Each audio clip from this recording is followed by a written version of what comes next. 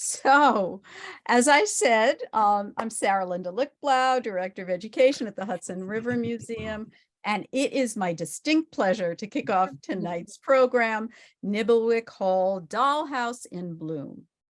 Just a few notes before we start. Your microphones have been muted upon entry, but you can control your video camera. Turn it on or off as you like. Closed captioning is available by clicking on the CC icon at the bottom of your screen. And as Darren said, should you have any questions for the speakers, you are invited to type them in the chat and they'll be moderated by the staff at the end of the presentation, which we anticipate will run approximately 1 hour. So, welcome to this virtual tour of Nybelwyck Hall, Yonkers' favorite 24-room dollhouse on display in our historic home, Glenview. Nibblewick is decorated for springtime with miniature floral bouquets by notable miniaturists from around the world, curated by miniaturist and gallerist Darren Scala, the owner of D. Thomas Miniatures in Yonkers, New York. From a very young age, Darren has been inspired by the world of tiny. He hosts estate sales and auctions consisting of dollhouse miniature collections and lectures on the topic of fine scale miniatures to libraries and arts organizations around the country. He was recently featured on the reality series Biggest Little Christmas Showdown on HGTV. And his Meet the Miniaturist series on YouTube helps promote mini movers and makers of miniatures from around the world in an effort to educate and spread awareness of miniatures and get folks inspired to become enthusiasts. His hashtag is Find the Joy in Miniatures. I don't know why I can't get the... And I must say that he brings us tremendous joy in the Hudson River Museum as he works with us to decorate Nybelwyck Hall according to the season. And now I am delighted to bring you Darren Scala. Thank you very much for that introduction. Wow. Pleasure. And take it away, Darren. Well, as you said, I am a miniaturist and I'm a gallerist.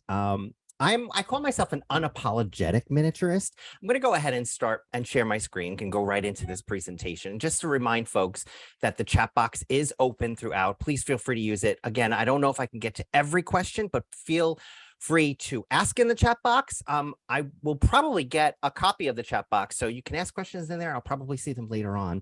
But thank you at home for joining. And also, thank you to the Hudson River Museum for allowing me and the artists that are represented in this show to use Nybelwyck Hall as a backdrop to showcase these beautiful floral arrangements and to really showcase miniatures as a fine art form. So thank you guys. Thank you at the museum. I'm really, really grateful to be able to do this and to be able to showcase miniaturists and miniature artisans from all over the world.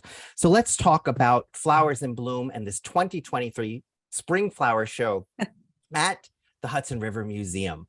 And just to set the agenda, I'll talk a little bit about myself, and let me remind folks to go ahead and unmute yourselves if you wouldn't mind, because we are hearing some feedback from some folks who have their mics on.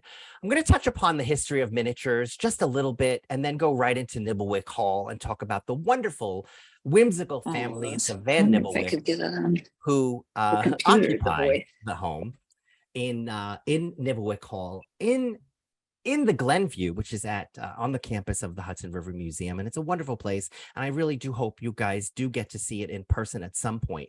I'll, of course, take you through a virtual walkthrough of the Flowers in Bloom show and talk about the participating artists that are represented in the show. And then I'm going to show you a little bit about the tips and techniques on how some of these beautiful flower arrangements have been crafted. If we have time, we will take a few questions at the end. I've got a lot to cover. But feel free to reach out to me after this. If you still have questions, we will hopefully maybe we can put my contact information in the chat box if you guys decide that you want to reach out at some point afterwards. So let's get right to it. A little bit about myself. As I mentioned, I'm an unapologetic miniaturist. I was very lucky to have supportive parents. My dad was a cabinet maker, and at 8 years old, you didn't ask for a dollhouse, but he made one for me. And I was incredibly supported by my family to pursue my dreams of being in the miniatures world full time as a profession. And that's where I am right now. But I do mostly handle estate sales and auctions of miniatures, and I sell miniatures and resell miniatures and find loving homes for some of these beautiful tiny treasures. But what I love to do is promote miniatures every chance I get. And again, thank you to the Hudson River Museum for allowing me to come in and allow these artists to showcase their wonderful miniatures. You can follow me on my social media channels. I have a YouTube channel where I showcase miniatures in my Meet the Miniaturist series, so look for that.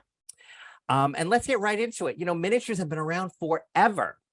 You know, the ancient pharaohs were buried with them. They thought they could take them with them. So they miniaturized everything and took what they could with them when they were buried. But it wasn't really until the Renaissance era that we see miniatures arrive in the way we see them today, which is dollhouse, if you will. But they weren't necessarily meant to be played with back then in the 1600s, 1700s. These were called cabinet houses or baby houses at the time, just baby meaning smaller. And they showcased tiny versions of full-scale objects for wealthy women of the time, mostly in Europe. And they would show off all of their wonderful tiny treasures to their friends and the families.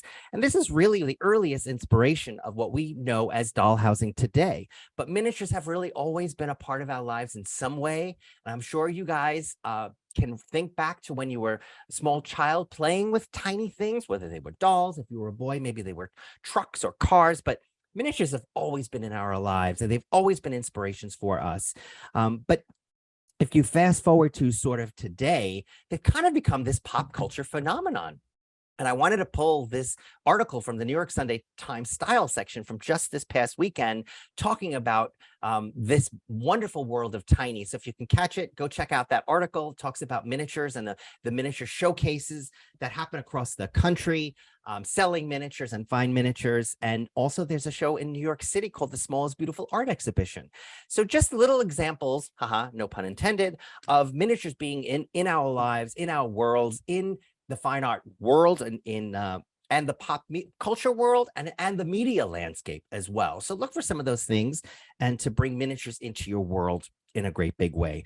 But if you want to really take a look at some of the more popular categories in the miniatures world, we see things that you might see in full scale, things like fine scale or fine silver, real silver objects. Also, some of the other popular categories would be fine furniture. So this is an example of a hand-painted cabinet made by an amazing artist. And actually, she's out of New York. Her name is Natasha Beshenkovsky. And there's also this, which is, hold on, glassware. Actually, hand-blown glass can be found in small scale. And I just wanted to give you a look at how fine scale glass is hand-blown with tools and materials that you might find in the full-scale world. This is a hand-painted portrait that was done also, I believe, by Natasha Beshenkovsky. So everything that you find in full scale, you would find in small scale. And the more popular categories that you find are similar to the ones you would be drawn to in real life. So food, fashion, pottery. Food, I guess, is really probably one of the most popular categories. As you can imagine, the things that we gravitate in small scale are going to be the things that we gravitate towards in real life. So food is actually a very popular category. Furniture, as I mentioned, is popular. And what makes sort of a fine scale miniature fine is that the materials and the craftsmanship and the techniques of building are similar to how they would be built in the real world. So this is an example of a tufted leather, real leather chair with real brass rivets that are holding the arms together.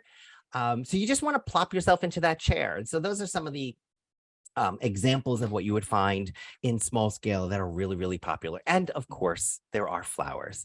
This is actually a floral arrangement by a wonderful craftsperson out of Russia, Gosha, and I'm not going to pronounce her name right, so I won't say it, but she does beautiful, beautiful floral work in small scale, which is really the inspiration for what we're seeing, what this show is all about, is these fine scale miniature floral arrangements. But let's talk about Nybelwyck Hall.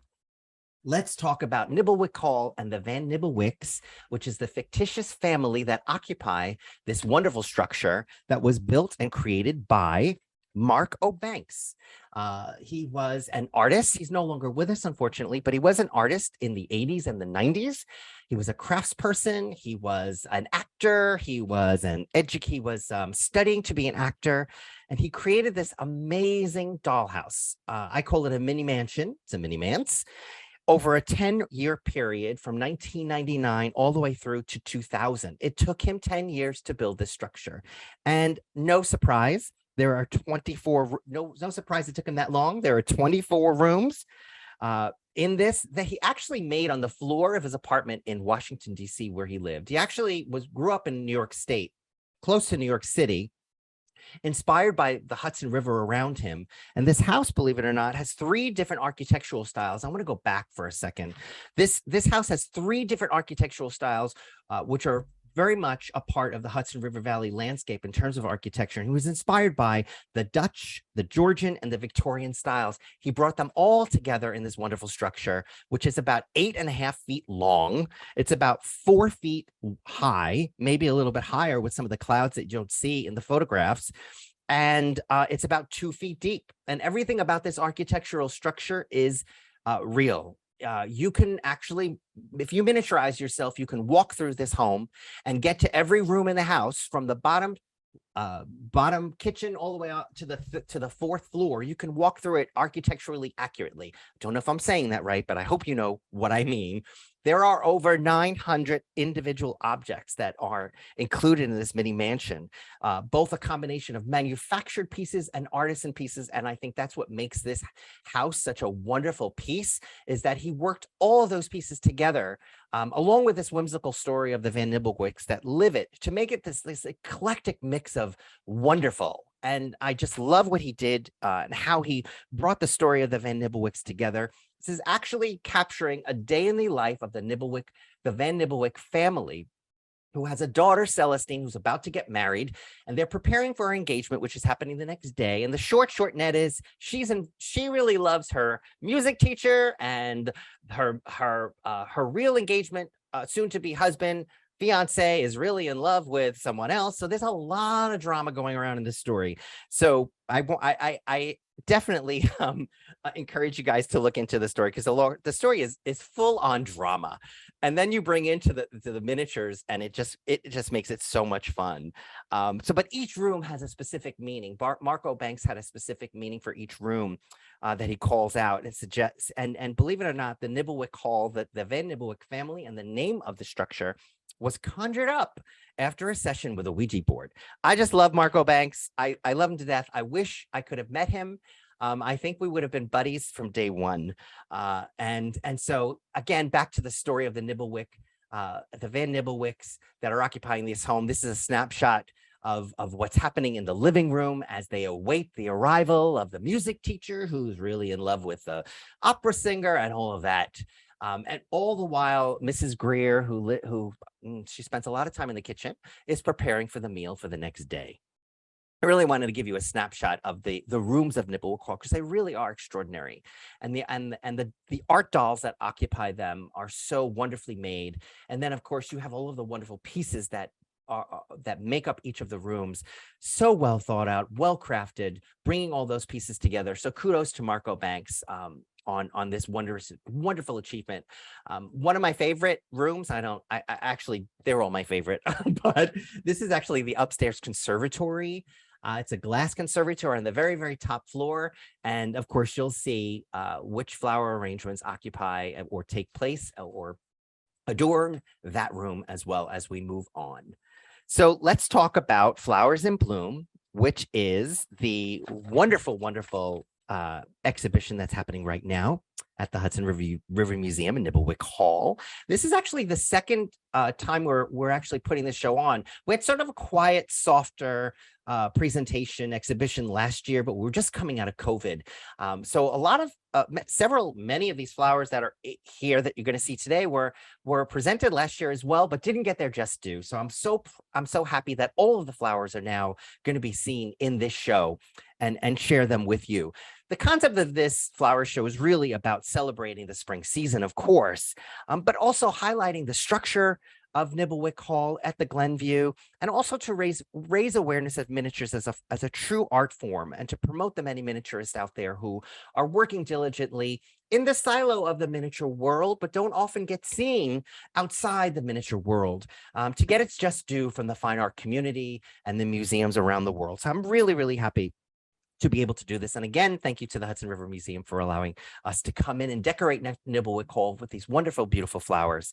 There are actually 24 pieces in the show that we're going to get to see. And there are 10 countries around the world where artists have contributed pieces from. Everything you see is handcrafted. Materials include clay and paper and resin and porcelain and wire and acrylics. And I'm going to give you a little bit of snapshot in a little bit of how some of these are made as we get into it. But I do want to point out some of the showstoppers in the show. All of the flowers absolutely are beautiful, beautiful, beautiful. And I wish I can go through all of them as deeply, but I want to share a few of them. Front and center is this beautiful, beautiful arrangement by Hope Elliott.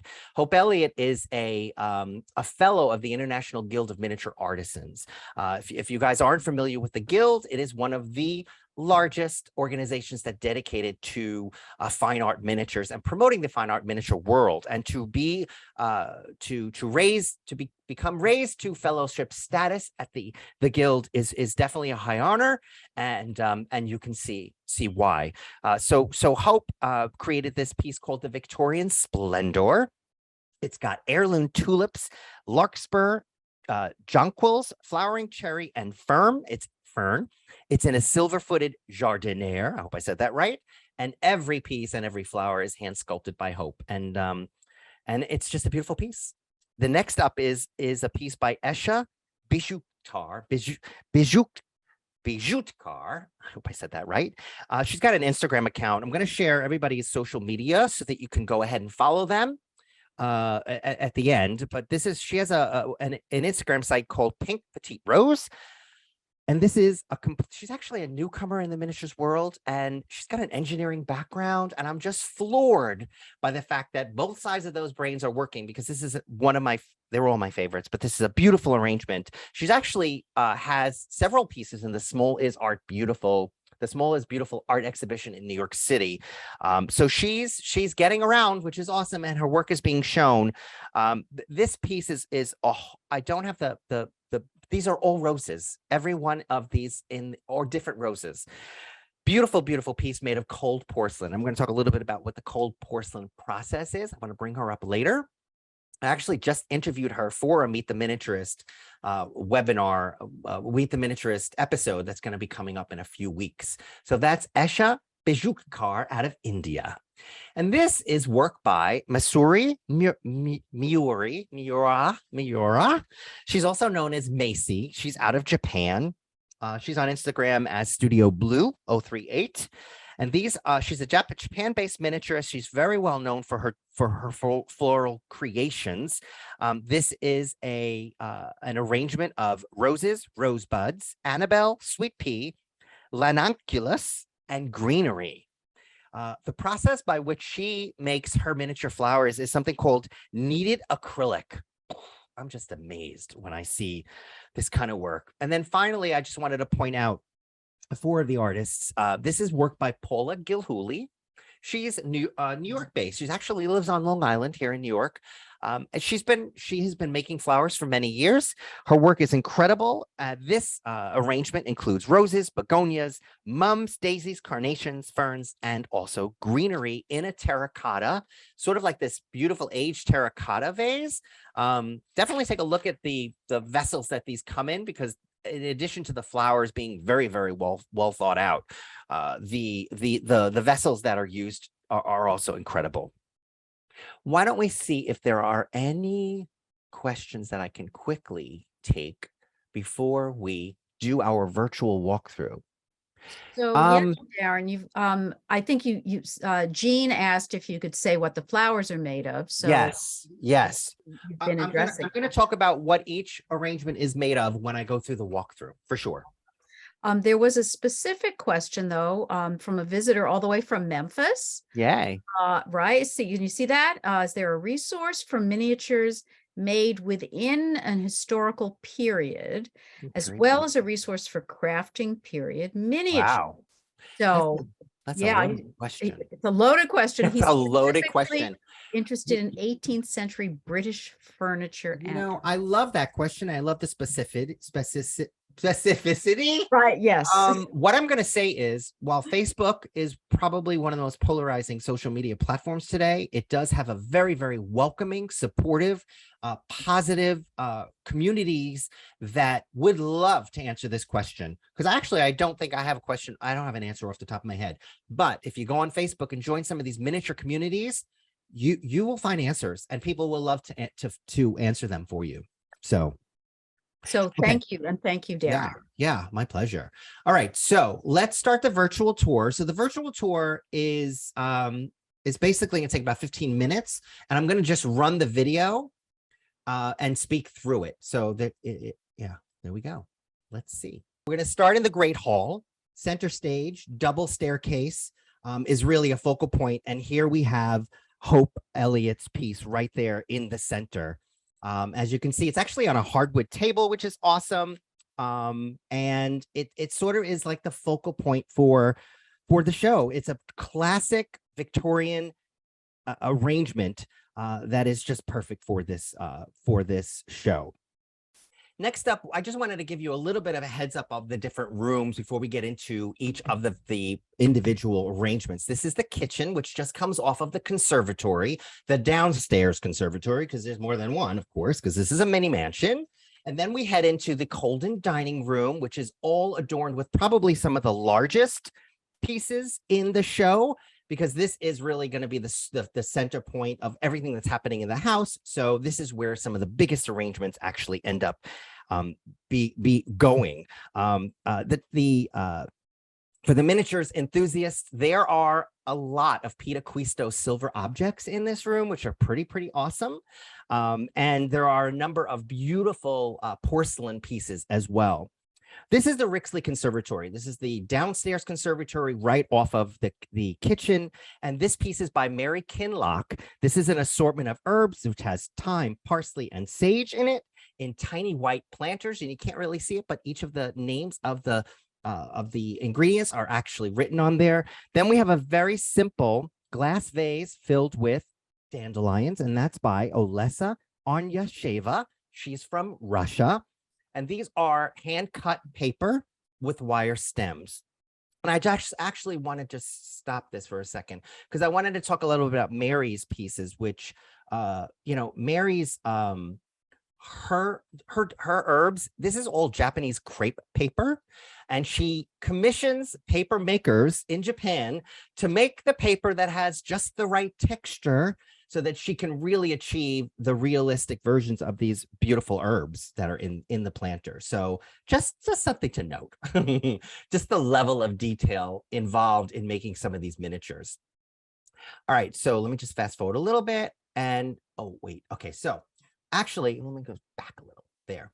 So there are 3 arrangements in this Colden dining room. They're formal assortments by 3 very talented artists. I talked a little bit about Paula Gilhooly from Huntington, Long Island. This is hand-cut paper, including begonias, mums, daisies, roses, fern leaves, and it's in that aged terracotta planter.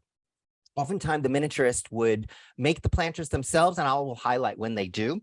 This piece is by Rena Velikor. Hope I said that right. She's actually from Siberia, Russia. She's well known for her food miniatures. So this was one of her first flowers that she's made, and it's incredible. And then we have the 3rd arrangement in the Colden dining room, which is by Maria C. from Spain. This is a version of various yellow roses, blue hyacinths, also made of hand-cut paper and acrylics, and it's on a hardwood column and in a glass vase, usually filled with like an acrylic to keep all of the stems inside. I want to just bump upstairs right now. We're really on the top floor here. This is the 4th level. There were 4 rooms up there. This is Glencora's suite. She is the grandmother of the Van Nybelwyck home. She's actually in a wedding dress because she was jilted at the altar, and she never really quite got over that. Next to that is the Cathedral of, this is the artist studio. This is where one of the Nibblewick boys, the Van Nybelwyck boy, spent a lot of his time up here in the artist loft. And then right next to that is what is called the Cathedral of Lost Souls. And that's probably one of the most fascinating rooms in the whole house. If you know anything about the Victorian times, they were very superstitious, and they believed in ghosts and the fairies, and there are fairies everywhere in this house and ghosts everywhere in this house. There's even one who appears to be breaking out and breaking through the ceiling. Again, very whimsical. He's got one of those plastic cocktail forks, swords in his hand, and he's breaking out. He's getting there. And then on the side of that is the last room on the 4th floor is the wretched garret. This is where Tosca, the music teacher, spends a lot of his time in between teaching the Van Nybelwicks how to play the piano. So it's in the process of being decorated. Marco Banks says it will never be redecorated, but let's go through all of the pieces on that 4th floor. This assortment is also by Yevgenia Kudryavtseva out of Russia. I want to stop this because I want to go back because I want to talk about what's in this piece because it's awesome. So what is in this arrangement? Of course, it's in a glass vase. Oh, wait, I didn't get it. I'll go back. Hold on. Okay, so what's in this piece is fuller teaser. I learned so much about flowers. Fuller teaser, pink and white carnations, and arbutus branches. Tiny, tiny, tiny, tiny, tiny. So yeah, I love, this is also they're all my favorite pieces. How am I going to make one? They're like children. Next to that in the artist studio is a piece by Carolyn Hayes out of Australia. It is an assortment of Australian natives, including Waratah, wattle, flannel flowers, and gummits. Now, the Van Nybelwicks were known to travel around the world, so it's very possible they have been to Australia to find those seeds. In the Cathedral of the Lost Souls is another arrangement. We don't know who the artist is. This is actually for my own collection. It includes daisies, pink bird of paradise, and carnations, also in a glass vase. And I made this piece myself, you guys. This is in the wretched garret in Tosca's room. It is dried flowers. I bought it from Michael's. This can just get to show you guys that you can do it. And it's actually a vase that I had in my own personal collection. I just think this is a simple way to make miniatures, guys, at home. You could do it. All right, so we're now on the 3rd floor. This is one of the maid's rooms. It's not very fancy, but it's so dressed up with this piece, which was made by... Actually, I'm going to just show you these rooms before I go into individual pieces. This is the laundry room or a storage room. And then this is the butler's room. This is Molnar's bedchamber. There's a piece in there too. And we're going to get to that in a second. I really wanted this piece to brighten up the maid's room. This is an assortment of pink and white peonies made of hand-cut paper, also with acrylics in a ceramic pot, which has sort of like a matte finish. This was made by Christina Hamp out of Germany. She's an incredible artisan. She's also known for her food miniatures, but beautiful, beautiful work. In Molnar's bedchamber, this is the butler. This is a piece by Jani Warner out of Germany as well. This is a blue lace hydrangea. She uses hand-dried paper and acrylics, and she made the tall, mossy-aged ceramic pot that it goes in. Another one. It's just beautiful. Her attention to detail is crazy. So to continue on the 3rd floor, that's another one of this is actually the governess's bedchamber. It's called the red and green room. We'll get to it. Let me go through the room. So this is the Nana. She lives in that room. Her name is she's a nanny. Her name is Nana Klinkfoil. There's also the conservatory on that 3rd floor, as well as a potter's shed, because again, attention to detail. It's kind of crazy. And then as we move over, it's called the rooftop conservatory. Again, it's one of my favorite rooms, and I love the fact that they have that hidden like potter's chest next door. It's really called the mother's shed. This is the boys' room. It's called the Biedermeier chamber. These are the brothers of Celestine, who's getting married, who's getting engaged, and they actually live underneath that Cathedral of the Lost Souls. There's if you must go see this dollhouse at some point, because there is actually a pull down ladder that leads to the Lost Souls area, and the boys actually hear thumps in the night often. This is the Egyptio Tudor room, which is filled with treasures from the Van Nibbelwicks, from all of their travels. So there are miniature statues in this room. There are beautiful rugs in this room, portraits in this room, and it's just a lovely, lovely, lovely place to spend time. So anyway, this is one of the first pieces. This is by Christina Lavrinaitis from Russia. It's a bucket of yellow and pink roses, mostly hand-cut paper. This is in the rooftop conservatory. This artist is unknown. This is actually part of my collection as well. It's not signed. It's a clay pot with red ranunculus, dahlias, and eucalyptus on a brass bench with tassels. You can see there's little brass tassels that hang from it. This is one of my favorite arrangements too. And then in the boys' Biedermeier room, this is a Sandra Henry Wall piece. The enthusiasts out there are going to know who Sandra Henry Wall is. We actually lost her this year. She was an amazing artisan, made beautiful flowers in small scale, and I just love the color pop of these. The Lilium Stargazers, also made of paper. And then finally, well, not finally yet, there's another piece here which is also a paper, hand-cut paper arrangement in an Asian-inspired vase. But finally, on this floor is this beautiful Tiffany-inspired lamp, which was made by Esther Marker out of India. So this is actually 3D printed of resin, but she goes in and hand paints every single bump that makes the flowers in this design.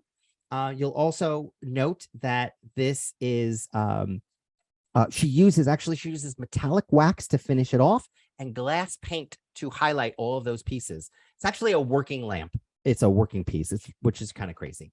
All right, we're on the second floor. We're in the family bathroom. It's a Victorian style bathroom. And then that leads into the sewing room because we're getting ready for a wedding. So there's a wedding dress that's being made right now. This is called the Godiva sewing room. Getting back to sort of Marco Banks and his style. This is called the Godiva sewing room because he used Christmas wrapping paper from a Godiva chocolate box to line these walls. And I am just floored by that because look how awesome that looks. Just look how awesome. So just those little touches make this such an extraordinary home. But actually, we're just talking about, before we get into the flowers, these are the rooms on the second floor. This is Celestine's bedroom.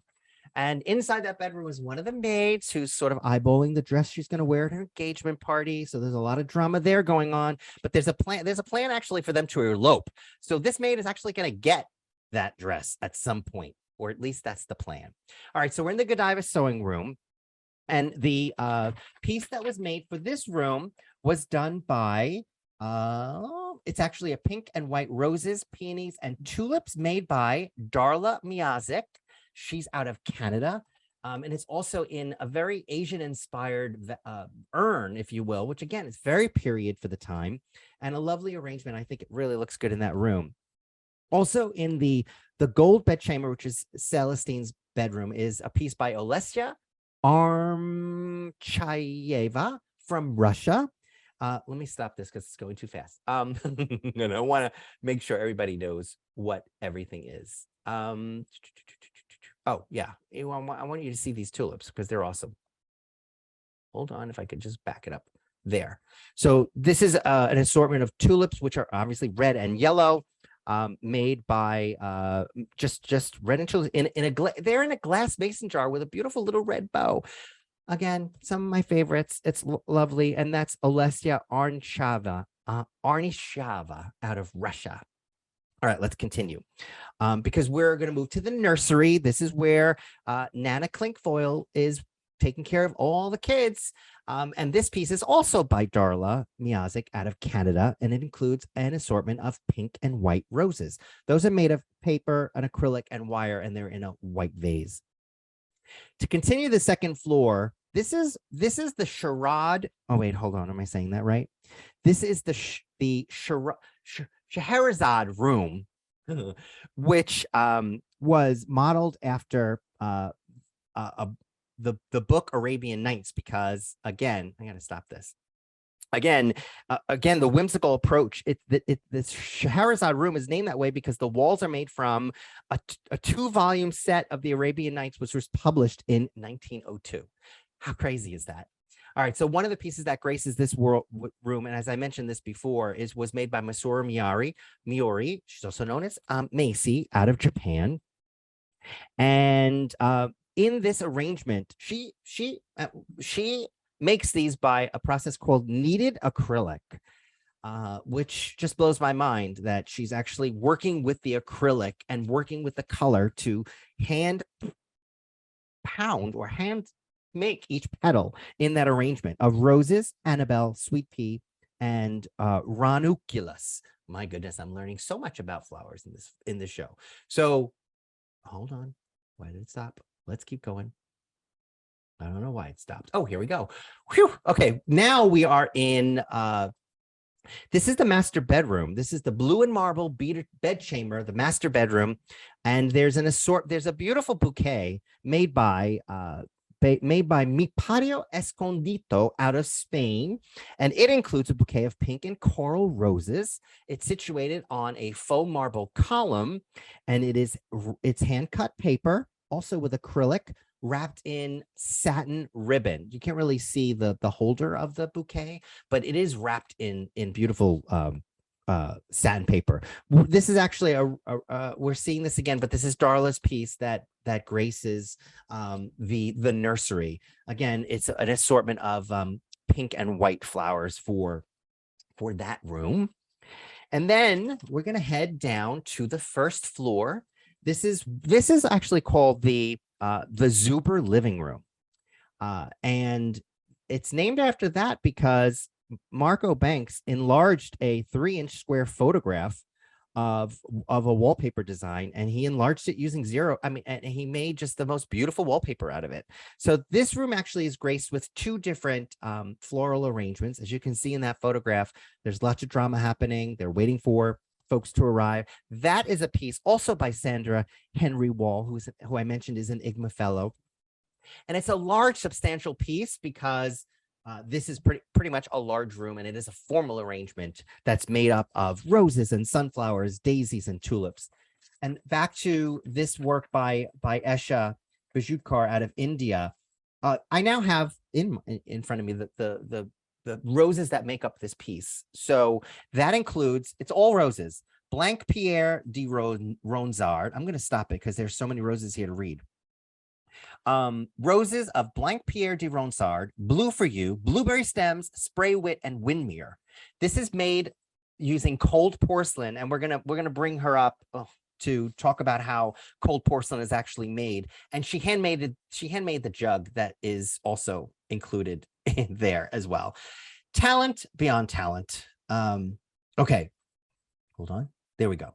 All right, so moving on from the Zuber living room, we're moving into the Titan music room, which Marco Banks called the soul of the house. And this piece is by Yevgenia Kudryevska out of Russia. It's a bouquet of red roses made of paper and polymer clay with silk ribbon wrapping around the base, as well as a ribbon that hangs from the piece as well, which you can't see. Maybe in some of the photographs I have online, you can see.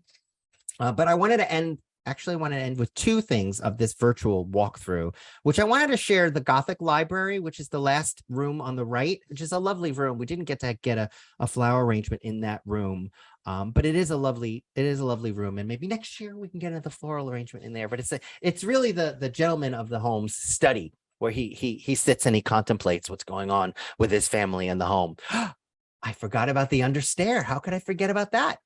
You guys, there is a character. His name is Paddy Layton, and he lives under the stairs, and he takes care of the house, and he takes care of the occupants who live there. And we couldn't not decorate his room. And so I made this tiny little arrangement that is there on a little pewter column. And we called out to we had a call out to the museum's current exhibition, which is all themed based on the theme of flowers, and it's a reprint of Edward Stachen's, I hope I'm saying that right, which is currently on view at the museum, which is an outstanding triptych. So there's a floral arrangement in a tiny glass vase. It's actually lavender branches in a tiny red glass vase on a pewter column. And we couldn't forget about Patty because he takes care of everybody in the house, and we wanted to make sure he was in there as well. So that is the virtual walkthrough. I'm going to go ahead and bring up my presentation again, because I want to see if we can, without the video, if that's going to work. So hang on with me. We are going to go quickly through this because I don't want to. Hang on. Flowers and bloom, showstoppers, seeing flowers. We're going to do the virtual walkthrough. Okay. And I hope you do, go see the museum. There is a wonderful map that the museum created so that you can find each of the flowers and where they are in each room, and the names of the flowers and the names of the artists. So this is a handy little cheat sheet that you guys can get if you go visit the museum, and you can see where all of the flowers are located. So I hope you get to do that. But I also wanted to show a little bit about how these miniatures are made. This is an edit that came from Rina Velkor out of Russia. And this is how she makes her florals. I mean, everything is so super tiny, super tiny. She hand sculpts the clay. She uses a plastic bag to squirt out just the right amount. Her favorite tools are toothpick, because she's right. Obviously, this is sped up a little bit, a lot. This actually takes hours and hours and hours to do. But each leaf is individually sculpted and created to mimic the full size counterpart. You just see the amount of work that goes into each and every flower. It's incredible.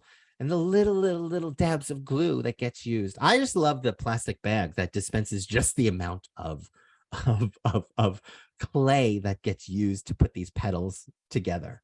Just incredible. All right. So wait, is that, well, oh yeah, this is the final piece. Sorry. You can't miss that. Isn't that incredible? Just incredible. Yeah, so that's Rina Velkor out of Russia. So happy to have her work in this show. It's just amazing.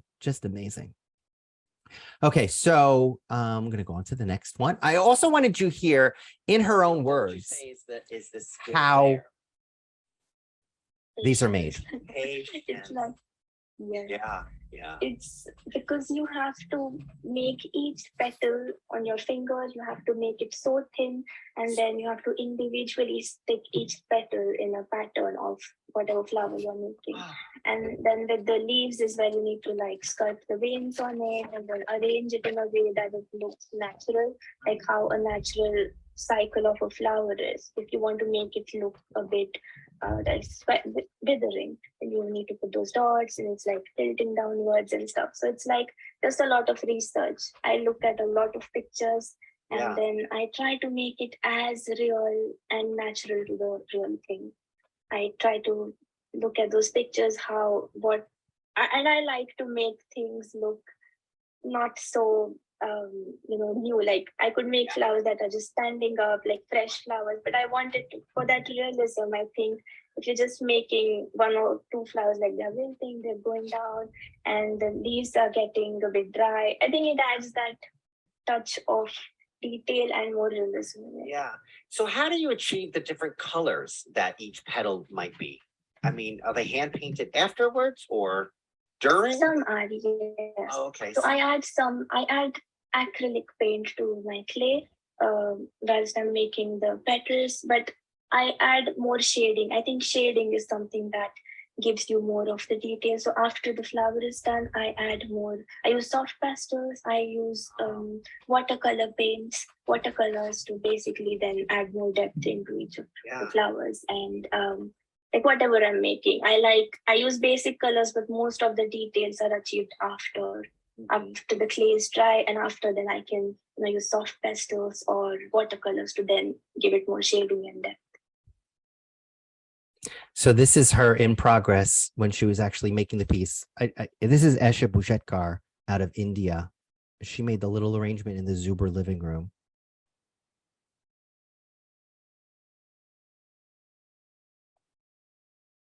Yeah, just lovely. Just lovely. So this is a listing of the participating artists. If you guys want to screenshot that, I'm also, if you reach out, I'm happy to share it on my website. There is a blog post. There's also a whole section on the show and all of the artists that are participating in it. But so that's a little bit about how they did it. And that was a preview of my Meet the Miniaturist.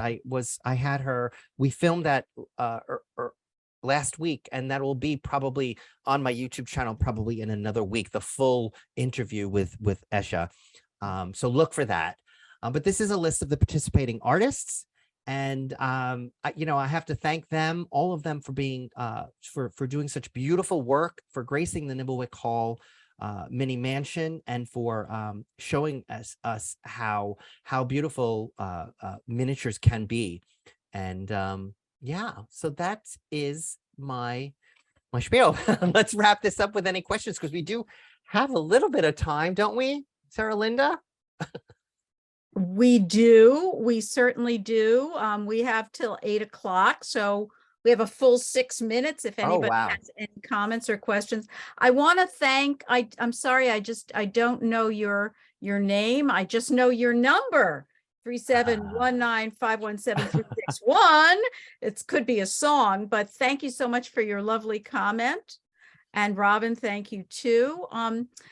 I do want to, and I want to thank everybody for their interest, and and we know that that there's a whole world of miniature enthusiasts out there, and we're going to take note of that. And I just want to remind everybody that this program has been recorded, so it will be posted to our YouTube channel, as soon as we can sort of download it, edit it, upload it, and do all that stuff. So that will be archived in perpetuity. Oh, awesome.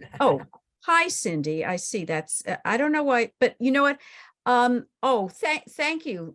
Look, you're getting all these wonderful, well-deserved comments here. Oh, awesome.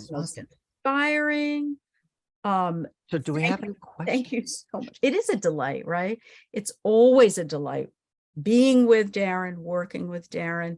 But just a note that to be kept abreast of all of the museum's programs and events, make sure you sign up for our e-blasts.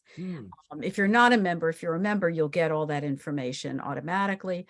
But if you go on our website, you can sign up in that way, and we send out e-blasts a lot. We did have a question from Karen. She wanted to know, she hasn't been here, but she wanted to know if there's any special exhibits for the house. She wanted to make a special trip with her miniature club. I don't know if people know, but NAME, the National Association for Miniature Enthusiasts, is a very strong organization around the country. And she wants to know if she can plan to come and visit the house if there are other exhibitions. If there are other exhibitions at the museum, you mean? Around the house, specific exhibits for the house. For the house. So fall, Christmas, maybe? Well, I think the house, well, and you're speaking to the expert.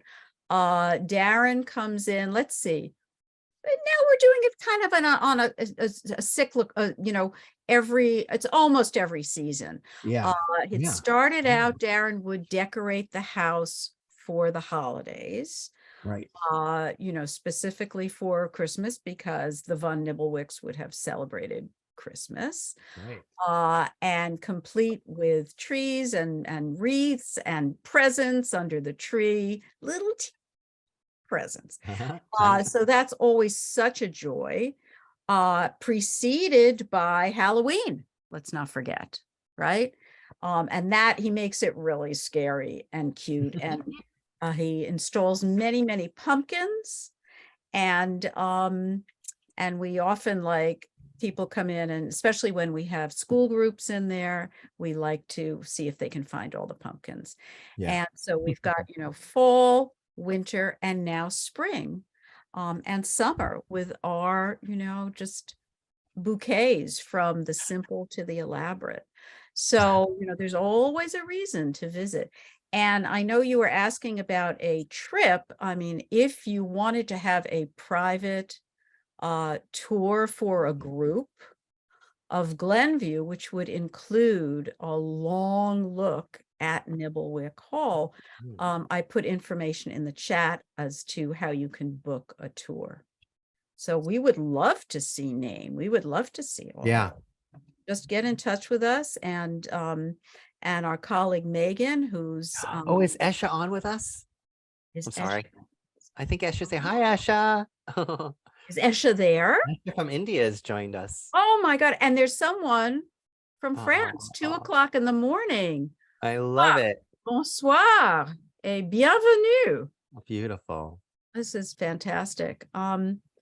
So someone had a question about my business. I sell only online exclusively, folks. I don't have a physical address, so you can only find me online. And there's a lot to find here. Uh-huh. There is a member. Let's see, Beth mentioned that you got distracted by the man under your stairs and did not. But I did. It was the Sandra Henry wall piece, the large piece. I did cover it. Yeah. Was that it? I mean, I didn't spend a lot of time on it, but that it, or was it Hope Elliott's? No, we talked about Hope Elliott. I'm going to post this video tour on my website. Yeah. So you guys can go see it there as well. I see. It's 5:30 in India. Good morning. Good Yay. morning. And New Zealand. This is amazing. This is, I mean, it's just, I really just want to welcome everybody from all over the world. I wish you could all come in person. Yeah. The Hudson River Museum, Christian, we could set up a really special program for you if you came from all over the world. Oh, thank you all so much. Yeah. So this has been fantastic. Thank you again, Sarah Linda, Christian. Thank you for all your help and support, and for just, allowing us to, come in and use Nybelwyck Hall as a backdrop for these beautiful works. And thank you guys all at home for following and joining, and I hope you enjoyed it. Yes, thank you again so much, and I hope you will come see us in person at the museum or tune into our virtual programs. Thanks again so much. Enjoy this beautiful evening, and we'll see you soon. Yep. Thank you guys. Take care and be well. Bye. An international guided tour. Well, this is an international guided tour in a sense, right?